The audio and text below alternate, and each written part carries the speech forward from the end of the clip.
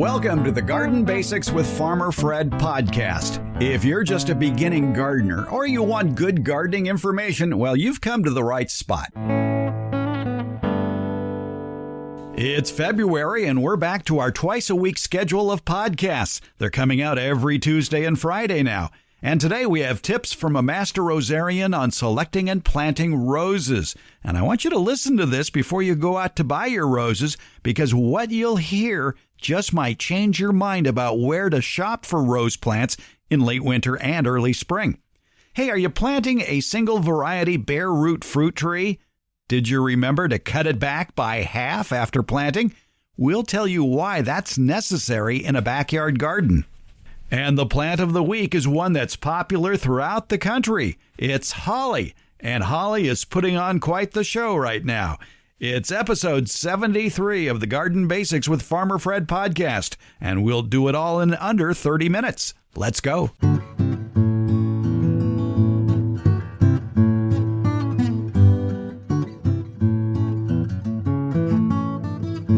It's rose planting time as the season progresses, the winter season progresses here in California. We've already started seeing roses appearing in nurseries, and you're going to start seeing more bare root roses appearing at a nursery near you, wherever you may appear as February and March come along. What's the best way to plant a rose? Should you use special soil? Do you have to dig a really deep hole? How do you do it? We're talking with Charlotte Owendijk. She's a Master Rosarian with the Sierra Foothills Rose Society here in Northern California. Charlotte, let's talk a little bit about bringing that rose home from the store. Now, a lot of people, it depends where they buy their roses. Some nurseries will pot up their roses and sell them that way. If you go and buy roses, though, at a mass marketer, chances are they're tightly wrapped in plastic at the big box stores. Let's talk about that first. If you pick out roses from a big box store and you take them home and they're basically a stick wrapped in plastic, how do you prepare it for planting? We have another name for that plastic bag. We call them body bags. What they've done is, and a lot of times they're at a great price. However, we found that they are problematic.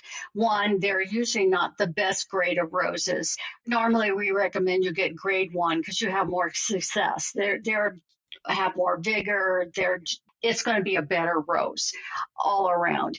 The ones in the body bags, they're not grade 1 quality. They have to trim the roots significantly to get them in those body bags. And the roots are what contain the food for the plant to break dormancy. And so it doesn't have as much food available. Secondly, many of the roses and body bags, they have a waxy covering on the canes that you see, which have also been trimmed down quite a bit. They put that waxy covering on it so the plant doesn't dehydrate as much. You don't know how long these plants take to transport, how long they've been stored, and what kind of a treatment they've had. So consequently, that's why they put wax on them. But we've tried here and we tried growing them, and you can't. It's hard to get the wax scraped on it. There's no way you can really get it off. And the problem is, at least we found that the sun will actually intensifies the sun, and it sometimes will burn the outside epidermis of the cane, and then that's another hit to the cane. So we don't recommend that you buy body bags. Nice try, Charlotte, but unfortunately, here on the Garden Basics program, people are going to buy quantities. And sometimes when you're starting a garden, you're going to buy a lot of roses, and the best place to buy roses cheaply is at a big box store. Well, I've seen some. My brother just called me up and he said, guess what I found? He found an older rose, which he really loves because he likes the fragrance of that particular rose. It was for like $10. It was in a pot. It looked fabulous. There are some great buys on some of these roses. If you can get that, you're much better off than getting a body bag. Okay, but let's talk strategies for resuscitating that body bag rose first, because people have successfully planted those over the years. And I would think water is a necessary ingredient for that rose before you plant it, at least to free it up, get it in some water. Well, you can say that for bare root roses and body bag roses. Dehydration is a major issue. When they harvest all the roses that we eventually get to purchase and produce in our yards, they store them in a climate controlled, very cool places like apple storage, and they get dehydrated. They try to keep it, a humidity at certain levels, but over time, if it's been in there fairly long, it has more issues. So what we do is you take a pail of water and maybe add a drop or two of bleach so you don't have to worry about anything growing in the water while you're soaking the roots. I have put the entire plant and soaked it up to its neck, if not a little bit more, and so it gets fully hydrated. And how long will you leave it in the water? Oh, a minimum 24 hours. If you do it in and 2 days, 3 days, but I don't like to go too long.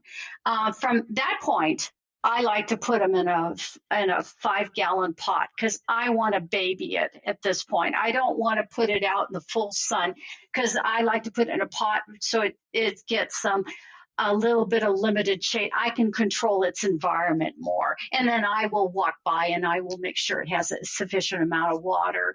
If it's struggling, sometimes we do a thing. We sometimes wrap it. I'll put a pot around it that doesn't have a bottom to it. And I'll put like peat moss around the canes to help and continue to hydrate it. And sometimes if a plant is refusing to break dormancy, that will help. These are little tricks that we've used in the past if we have problems. I would think that to remove that plant from the water after 24 hours or so, it should immediately be planted. In a pot, yes. Yeah. Mm-hmm. You want to plant it in a pot first? I like planting them in a pot first because that way I can control. That way I know it's growing and it's growing well. All the plants that I have, even the ones if I buy a peat pot plant that I bought at a nursery right now, it's a stick in a peat pot. I wait till it has its first bloom. I know it's got good roots at that time, and then because a pot, the soil's warmer than the ground. When it's put out its first flower, I dig the hole in its permanent location, and then I plant it. Wow. So you sound like you're looking for a little rose insurance there. You plant it in probably a good-sized container, and then you wait to make sure that what blooms is what was on the picture when you bought it. Oh, yeah, that has happened. We go, this is, I bought it, Julia Child, and it's a red rose. I don't want this red rose. I don't know what it is. I don't want it. So, yes, as you say, that's insurance, because things like that do happen. Now, remember, folks, Charlotte is a Rosarian.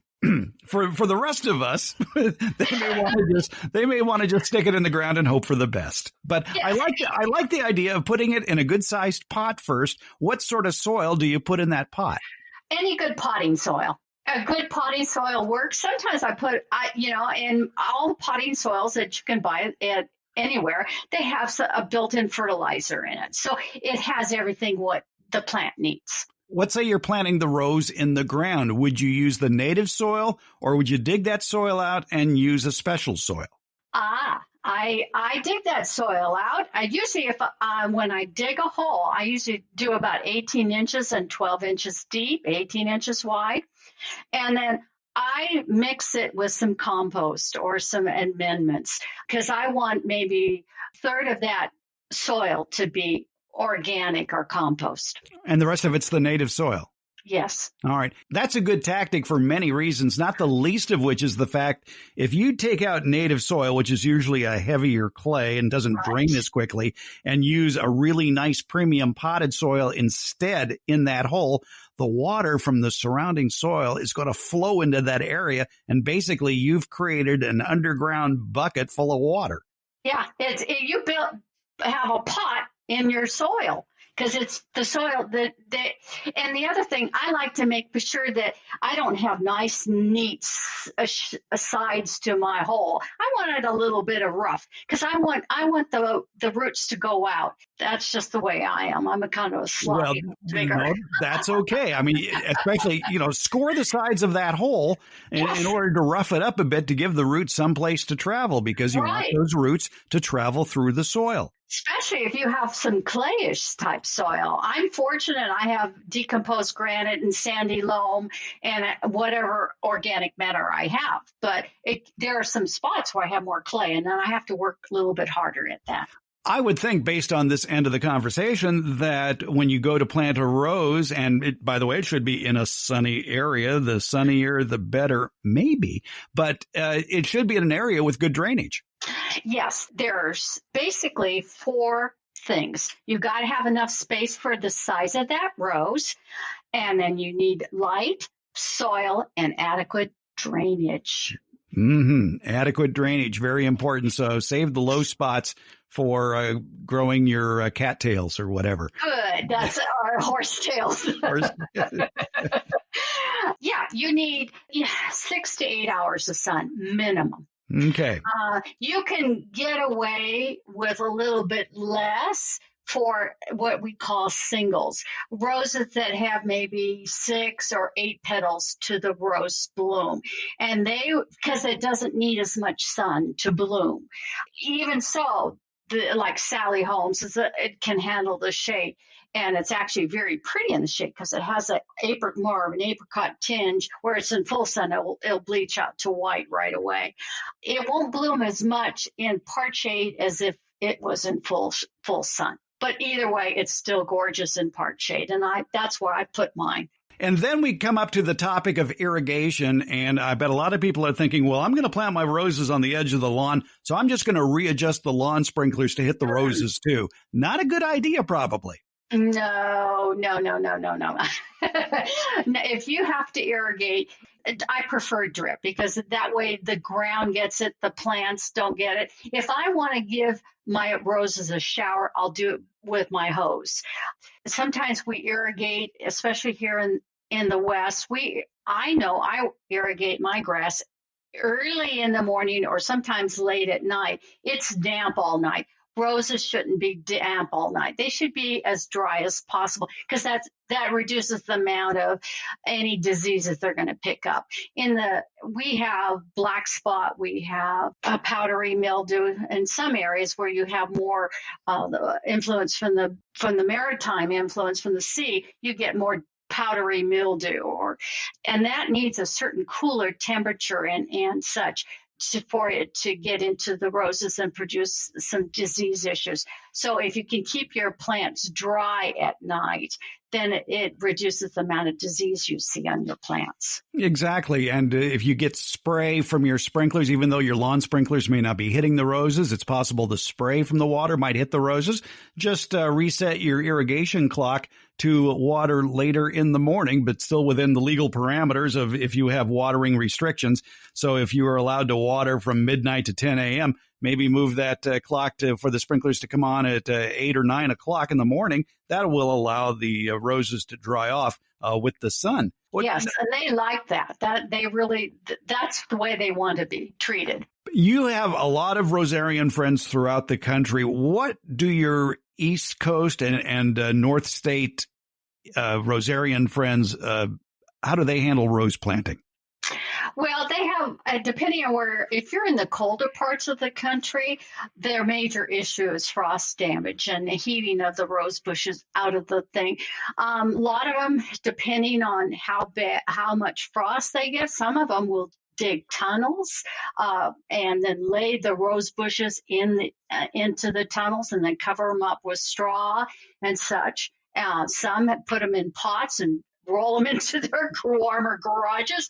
There's lots of different ways. But one of the things that is really important is you plant roses that are as cold tolerant for your weather. Or there's some roses that don't do as well. Let's say if you've got more humidity, they are more disease prone. You plant and find those varieties that are best. If you look at the rose catalog, sometimes they say this is only really good for a Western area. That means the Mediterranean climate. And sometimes they'll say this is good for on the East Coast. What the rose breeders and the growers have done, they have test sites. They're located in different parts of the country, so they know how well that rose performs. Some roses perform rather well everywhere, but others are they're a little bit more touchy. We're fortunate in our area; it's fairly easy to grow roses, so yeah, we don't have too much of those kind of pressures. But if you are planting some of the roses, let's say in the cold area, let's say you have a rose, and if it's a grafted rose where you have a different rootstock to the top, if you're in a cold area, that bud union, which is where the growing portion of it has to be planted below the soil line, because otherwise it may get damaged. But let's say if you plant a rose that's on its own roots, you don't have to worry about it, because if you have a root, it's going to send up anywhere from that. And there's a certain hybridizers that actually hybridize for the cold. There's a whole series that's called the Explorer roses. I think it's a Canadian hybridizers that came up with those. Griffin Buck, one of my favorite roses of his is Distant Drums. It's absolutely stunning. It's considered a shrub rose, but it looks a lot like a hybrid tea. It's mauve to tan, and it has a pink turn. It varies depending on what time of the year it is and what stage of it's open. It can be pinkish tan at the very beginning, and then it can end out a pinkish red in the beginning, and then it goes to yellowish tan in the end. It's interesting. There are so many types of roses. There are at least 6,000 types of roses. So don't ask me to identify a pink rose, because unless I've grown it, I probably won't be able to identify it.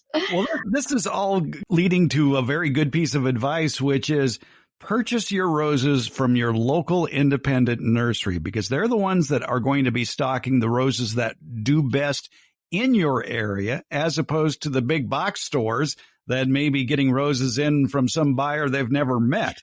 So shop local, and the chances are that your local independent nursery is going to have the right rose varieties for your locale. I would also like to put in another little comment. I find your local Rose Society are the best people to contact and to find out what they really like and what really performs in their local area. Everything when it comes to gardening, what you grow very well in one area and what I grow in my area, let's say the Bay Area versus Sacramento, it's two different microclimates. The roses grow very, very differently. Our roses in the summer are very small compared to their roses in the summer, but they have more disease pressure. But if there's a American Rose Society, and it's at rose.org. You can put in find out where your local Rose Society is. Sometimes they have consulting Rosarians like myself. I have been to many people's gardens to help them learn about roses. A lot of people subscribe to my newsletter. I have never met them in person, but one of the things that and I get copies of newsletters from all over the country, we try to focus in what's going on now. So if you can contact them and learn and maybe subscribe to that, you'll learn what works well in your area. Can anybody subscribe to your rose newsletter? Sure can. It's at Sarah Foothills Rose Society.org, and you can just send me a note that way.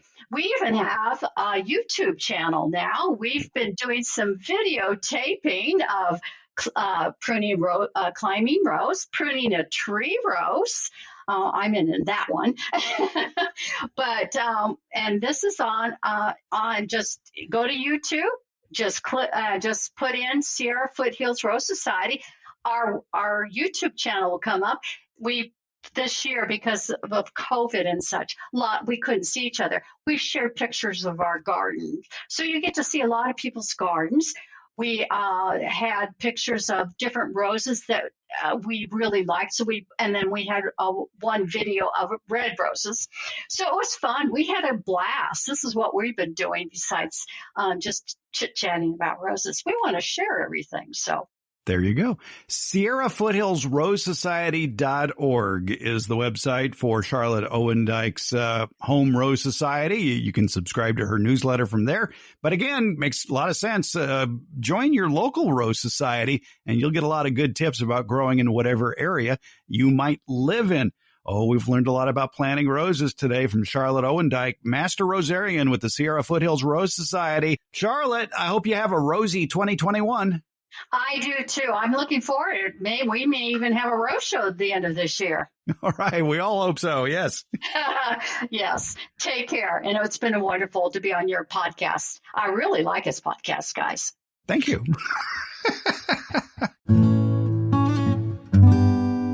The Garden Basics with Farmer Fred podcast has a lot of information posted at each episode. Transcripts, links to any products or books or websites mentioned during the show, and other helpful links for even more information. Plus, you can listen to just the portions of the show that interest you. It's been divided into easily accessible chapters. Plus, you'll find more information about how to get in touch with us. Maybe you could leave an audio question without making a phone call. You can do that at SpeakPipe. That's speakpipe.com. It's easy. Give it a try. And you just might hear your voice on the Garden Basics podcast. If you're listening to us via Apple Podcasts, put your question in the ratings and reviews section. You can always text us the question and pictures or use your voice to leave a question at 916-292-8964. That's 916-292-8964. You can always use the good old email, fred@farmerfred.com. That's fred@farmerfred.com. And when you leave a question, be sure to tell us where you're from. That will help us greatly to accurately answer your garden questions because, as you know, all gardening is local. In the show notes, you'll find links to our social media outlets as well where you can leave questions or make comments. Facebook, Instagram, Twitter, and YouTube. And there's a link to the farmerfred.com website.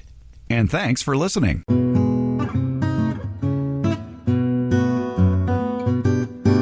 January, February, March, it's bare root fruit tree season at your local nursery. What you'll find usually are sticks about 6 feet tall.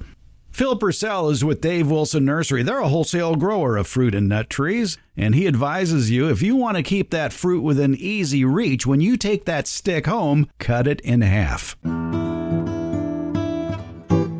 I'm always amazed at the amount of shock and awe whenever you're demonstrating to a nursery audience about planting a bare root fruit tree and you take that 6 foot tall bare stick and you basically cut it back to half, to maybe 2.5, 3 feet tall. Right. By doing that, that's where you want the branching to start. You know, you can go into, any type of retailer and they might have a 15-gallon fruit tree there, and it looks nice. It has a nice tall trunk, and the head starts up at 5 feet, and you got a big tree there. What people don't understand is that you're not going to be able to harvest fruit off that tree. It looks nice. It almost looks like a shade tree. That's not what you want in a fruit tree. If you ever go and to the Central Valley and you look at fruit trees, all the branching starts at around 2.5, 3 feet tall, the main scaffolding, because that's where you want the fruit. You want to be able to pick the fruit from the ground. So that's why, even though we send our trees and they're 6 feet tall, we always recommend you got to cut it in half. You got to start from the basic of keeping the tree branch low so that you'll have fruit no taller than 6, 7 feet going, 10 years from now. That's the way I have them in my own backyard. My trees are 10 years old, and the tallest tree I have is maybe 7 feet. I get so much fruit off it. It's unbelievable. We like to highlight a plant of the week here on the Garden Basics podcast, talking about a plant that's widely available throughout much of the United States, a plant that is probably putting on a show this time of year. And ho holly. Holly is such a popular plant throughout the United States. Warren Roberts joins us. He's the superintendent emeritus of the UC Davis Arboretum. Warren, I feel, as a Californian, we can plant so much here, but the folks back east and up north have an advantage when it comes to holly, don't they? Yes, many of the hollies really do better with the wetter environment, the less alkaline soils. But hollies are pretty adaptable. We have, of course, the traditional holly, Ilex aquifolium, which is native to Europe. Well, it's native to other places around the Mediterranean, but mainly Europe. And this is the holly of the Christmas stories. The English holly. The English holly, it's called, although it's native other places as well. And interesting, the name Ilex originally referred to the holly oak. So if you're reading Latin and it says Ilex, you're actually reading about an oak, not what we now call holly. Beautiful, bright green leaves, spiny tips on the lobes, and it also comes in different fruit color forms, yellow as well. And to have a good berry crop, you need the male and the female plants. So you got to have that going on.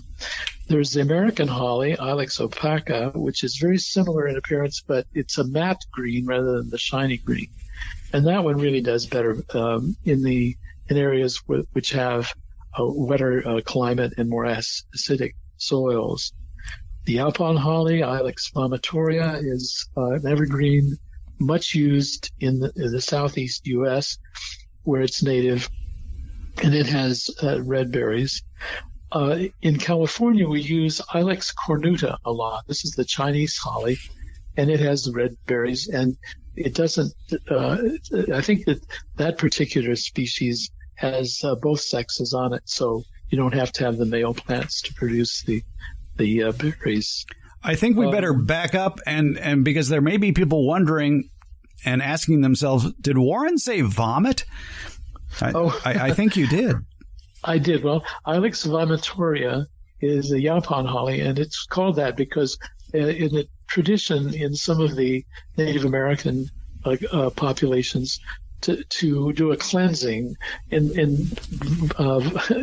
once a year and make a very, very strong tea out of the plant, and this would induce nausea, and so that's where the name comes from. Hollies have caffeine in them typically. Incidentally, there are about 480 species of holly, most of them tropical. So the ones we're talking about are ones that tolerate cold. And then I would like to also mention the deciduous hollies, the possum haw, the shrubs that produce their berries when the leaves are missing. So the effect is very striking. It's very beautiful. I think one of those might be also commonly known as the Michigan holly or winterberry, the Ilex verticillata. Yes, the winterberry. And I first saw them visiting Texas, and then occasionally you'll see them in California. But wow, very impressive, and they're colorful because of the colorful berries in wintertime. Quickly mention Ilex paraguayensis, which is a tropical holly, native to South America, can be grown in California in mild areas. Lots of red berries, and this is the source of yerba mate, which is brewed as a tea, typically in Argentina, Uruguay, and southern Brazil. It's very strong. It will certainly keep you from snoozing. But it won't make you throw up, will it? No, I guess not. Okay, good. All right. It's holly, and Ilex is the botanical name, and there is a holly for every taste that will grow in just about every section of the country. So when you visit your favorite nursery and you're looking for a plant that's putting on a show in the middle of winter, look no further than the holly. Warren Roberts, Superintendent Emeritus of the UC Davis Arboretum. And for more information about this fabulous botanical showcase, visit their website, arboretum.ucdavis.edu. Warren Roberts, thanks for the help on the Plant of the Week. Thank you very much, Fred. Appreciate it. Garden Basics comes out every Tuesday and Friday, and it's available just about anywhere podcasts are handed out, and that includes Apple Podcasts, Google Podcasts, iHeartRadio, Overcast, Spotify, Stitcher, TuneIn, and hey Alexa, play the Garden Basics with Farmer Fred podcast, would you please? Thank you for listening, subscribing, and leaving comments. We appreciate it.